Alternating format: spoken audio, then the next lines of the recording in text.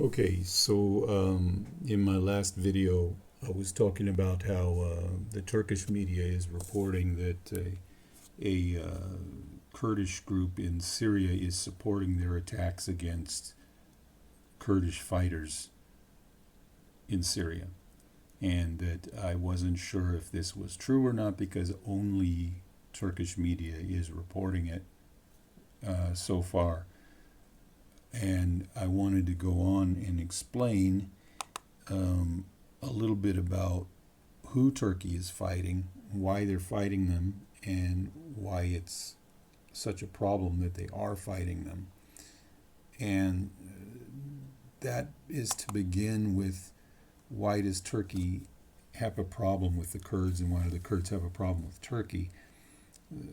Kurds are an ethnic minority group that often they've traditionally been persecuted in Turkey, in Syria, in Iraq, in Iran, and want a separate state. And they mostly, most of them support secular democracy. They are not Islamists. Most of them are Sunni Muslims. There are minorities of other religions within the Kurdish community, but they mostly politically are anti-Islamism and pro-secularism. Now, within that framework of Kurdish secularism, you have liberal people, you have far left people. Well, among the far left, you have a group called the PKK, also known as the Kurdistan Workers' Party. You may remember them as the group that is known for doing attacks against Turkish military and police, and used to be led by Abdullah Öcalan, who was at one time the most wanted terrorist in the world. And the PKK has associations with the YPG. The YPG, also known as the People's Protection Units, are the military leadership of the Syrian Democratic Forces. The Syrian Democratic Forces are the group that defeated ISIS in Raqqa and other parts of Syria and are holding ISIS prisoners in camps in Syria right now. Syrian Democratic Forces are predominantly Kurdish and militarily led by the YPG, but they are not all Kurdish.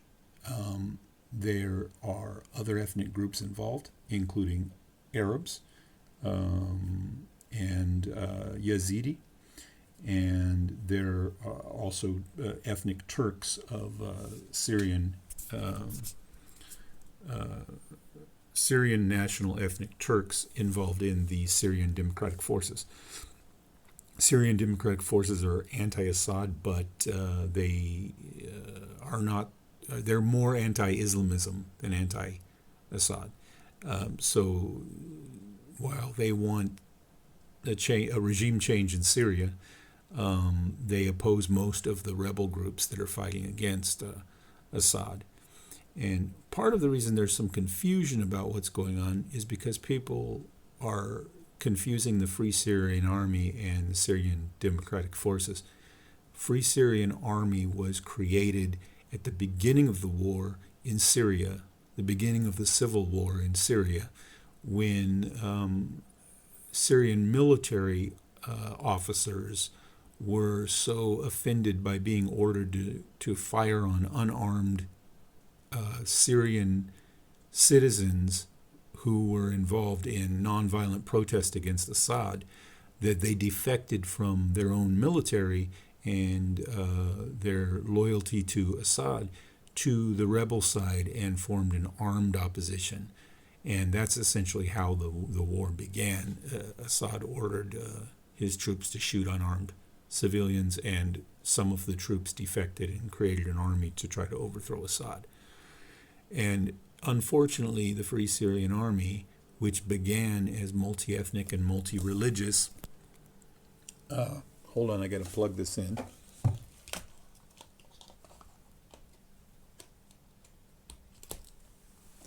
Unfortunately, the Free Syrian Army was taken over and dominated by dangerous jihadists and Islamists as they took advantage of the chaos in Syria to try to have a place to establish a terrorist area from which to do attacks against the West and other Arab countries. And then, of course, when the Islamic State came from Iraq into Syria to try to create a so-called caliphate.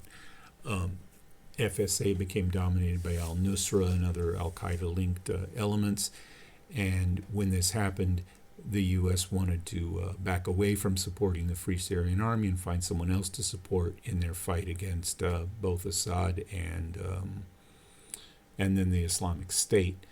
And so they supported the Syrian Democratic Forces, which is made up of Kurds, Yazidi, Arabs, Turks, Turks of Syrian citizens of Turkish origin, and so on, who are Muslim, both Sunni and Shia, but predominantly Sunni. Also Christians, Alawite, Druze, and non-believers, atheists and agnostics. So when the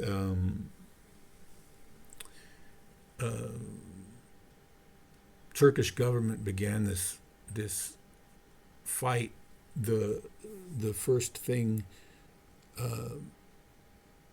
that I was concerned about was the escape of Islamic State prisoners, and the second was the betrayal of the people who actually defeated Islamic State, and many of whom represent the most secular and pro-democratic and pro-women's right